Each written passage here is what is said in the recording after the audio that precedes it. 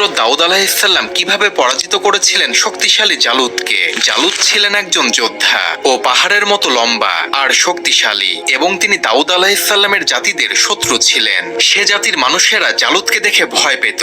জালুত প্রতিদিন যুদ্ধের ময়দানে এসে চিৎকার করে বলতো, তোমাদের মধ্যে কেউ কি আছে যে আমার সঙ্গে লড়াই করার সাহস রাখে? কিন্তু কেউ জালুতের মুখোমুখি হবার সাহস পেত না। কিন্তু একদিন এক যুবক এগিয়ে আসলো। তিনি ছিলেন দাউদ আলাইহিসসালাম। তবে তিনি তখনও নবী ছিলেন না, রাজা ছিলেন না, ছিলেন শুধুমাত্র একজন সাধারণ রাখাল। তিনি সামনে এসে বললেন, আমি আল্লাহর ওপর ভরসা করে জালুতের সঙ্গে লড়াই করব।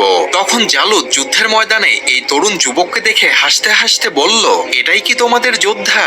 এরপর দাউদ আলাইহিসসালাম জালুতের দিকে এগিয়ে গেলেন। তিনি তার গুলতিতে ছোট্ট একটি পাথর রাখলেন এবং আল্লাহর নাম নিয়ে সেটি জালুতের দিকে নিক্ষেপ করলেন। পাথরটি সোজা গিয়ে জালুতের কপালে আঘাত করলো। মুহূর্তেই সে মাটিতে লুটিয়ে পড়ল এবং জালুত সেখানেই মারা গেল। আর এইভাবেই দাউদ আলাইহিসসালাম আল্লাহর সাহায্যে জালুতকে পরাজিত করেছিলেন।